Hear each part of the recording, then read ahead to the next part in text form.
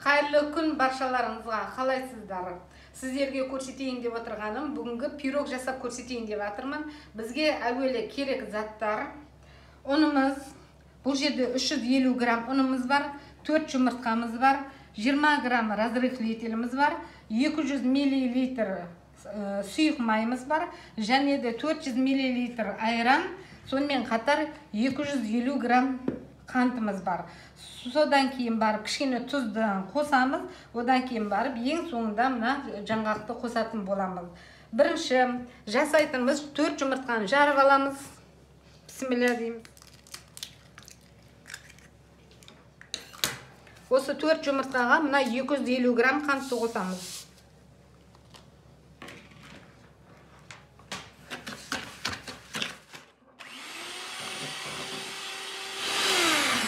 Енді кішкене щепотки тұз дейді ғой, қасықтың ұшымен или кішкентай дейді ғой, осындай тұз қосып, тағы да осылай көтеріліп, қанты ерігенше миксерлейтін боламыз. Міне осылай 7-8 минут ба, 6-7 минуттай мен миксерлеп болдым. Ендігі құятымыз мына сұйық май. 200 миллилитр сұйық майымызды қосамыз. Жаңа 200 миллилитрді майымызды құйдық қой, сұйық майымызды. Енді тағы да 1 минут миксерлейміз. Мынау не өзі? Қызық болып тұр өзі. Әдемі белгі қойып болып тұр. Міне осылай тағы да 1 минут.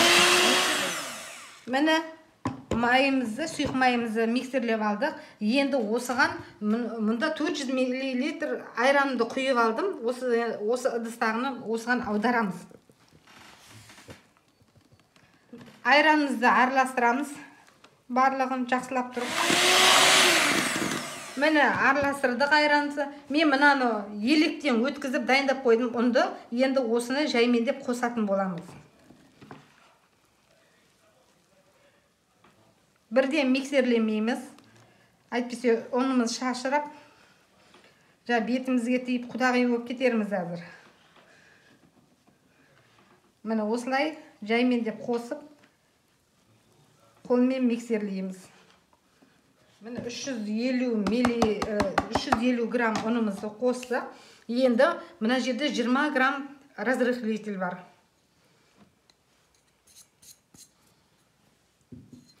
Енді жақсылап араластыратын боламыз.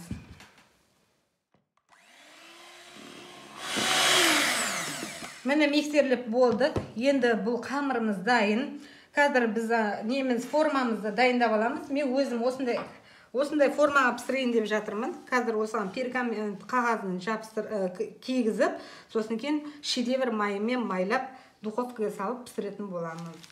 Ыдысымызды міне дайындап жатырмын. Қағазымды міне осылай қыстырып қойдым. Енді мына майды жағып жатырмын.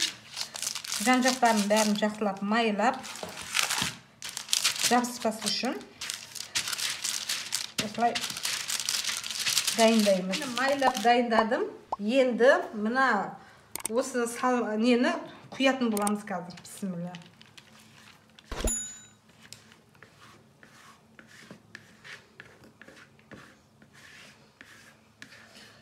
Піскеннен кейін көретін боласыздар, айраннан қандай пирог дайын болатынын. Ең кез келген айран болады ғой, 2,5% айран қостым. Мен негізі пакеттегі айрандарды осылай құйып дайындады. Енді қазір шайқау керек. Мен енді құйып дайындап қойдым. Осыны кішкене былай шайқап, осылай қойып қойсын. Не қылыңыздар? Сонда жаңа тегіс болып шығу үшін көтерілгенде барлы. Екі шетіне былай осылай шайқау керек. Мен шайқап болды. Енді мына жаңғақты себеміз ғой қазір бетіне. Содан кейін духовкаға 180 градус 45 минутқа қоятын боламыз. Ал бісміллә. Үйде енді жаңағы сахарный пудра болатын болса, піскеннен кейін жаңа неғып қойсаңыз, бетіне сепсеңіздер де болады. Бірақ мына піскеннен кейін өзде әдемі болып көрінеді. Міне достар, пісіп дайын болды. Міне дайын болды. Енді сіздерге кесіп көрсететін боламын.